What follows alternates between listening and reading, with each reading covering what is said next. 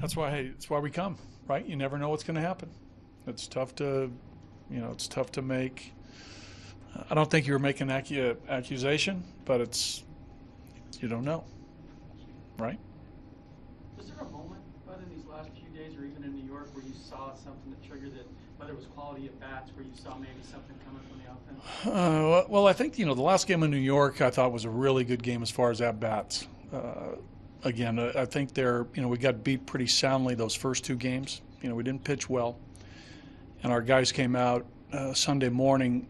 I think they came out on a mission. I think on Sunday, against Mats and the Mets, and I think that's just been carrying over.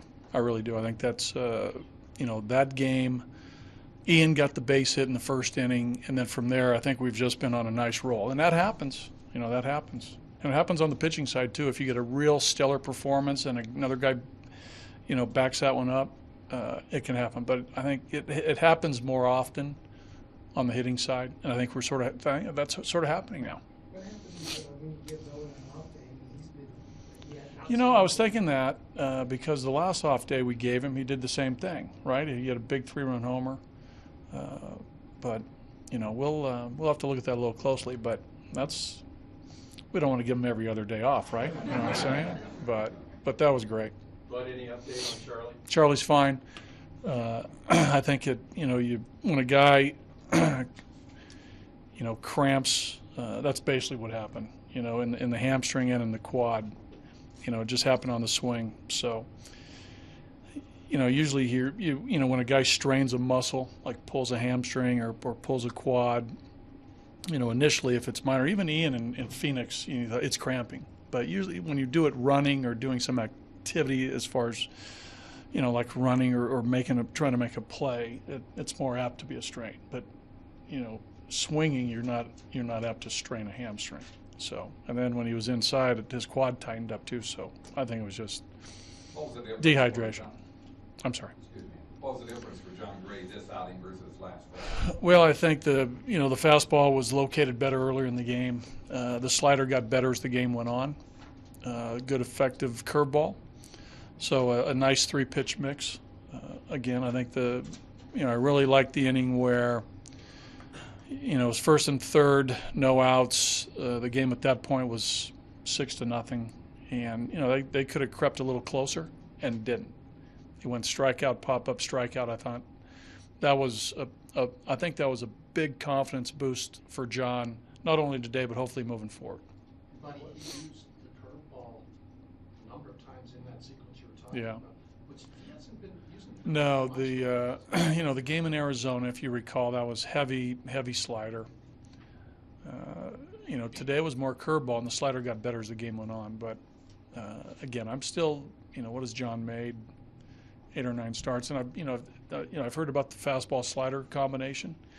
I think the curveball is a legit pitch, so which he should be able to use and incorporate in his game.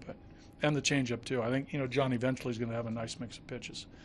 And again, I think in a way, I think he's still settling into a comfortable routine.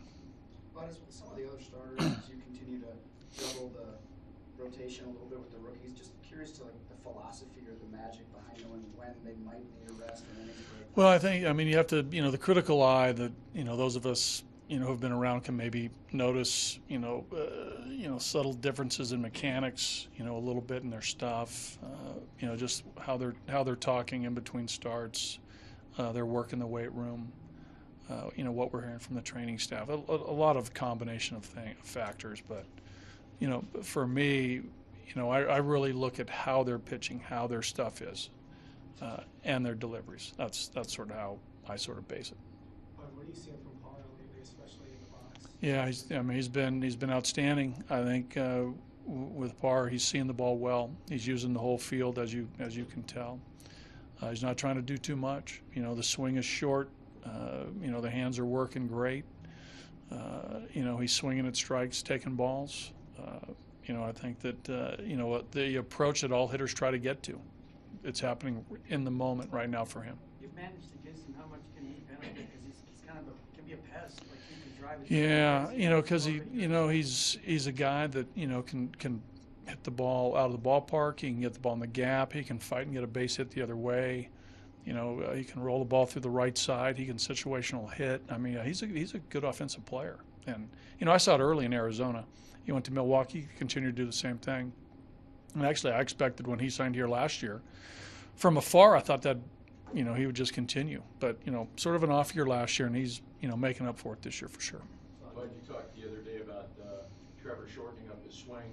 Some nice at bats from him today. Yeah, he's getting to a point where I think he's realizing with 2 strikes, if he does shorten and put the ball in play with his strength, good things can happen. So, yesterday I got to give their guys some credit. Their starter had some good stuff and pitched him tough, and he had a tough night, but he pounced back. He had a tough night, I think, the night before last Saturday in New York, and then bounced back, against Matson, had a big game too. So that sort of happened again today. But, it's something that we talk about, and we talk about it daily, and he's taking that into the game, which is great. But, Maybe a bit overshadowed, but talk a little bit about Hannigan catching. Yeah, he had a nice game. He got 3 hits, got some RBIs. He caught, obviously, John's first 5 shutout innings. Good job at the end with Diaz and Ottavino. But that was, Ryan had a good game, sort of an under the radar game for a guy at a premium position. But thanks for bringing that up. Did you have to convince Jairo Diaz to get into the contact circle at all? I'm sorry. Did you have to say anything to Jairo Diaz before he got to the No, he's never done a bat. But this guy was a converted catcher, right? So he has experience in the batter's box, right? With this home And- stand, you have a day off, but what the importance of getting off to this kind of start on this homestand, especially in front of these crowds? I mean, Yeah, the crowds have been great. I think we're talking about the crowds inside the clubhouse, and that's a good thing when the players are noticing the crowds, and the players are talking about it, and the coaches are talking about it.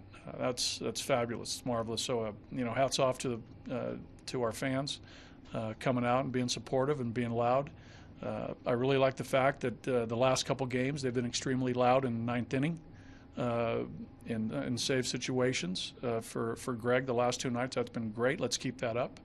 A lot of good stuff happening fan-wise. So let's keep that going, Denver. I'm in on that one. And our third baseman had a pretty good game too.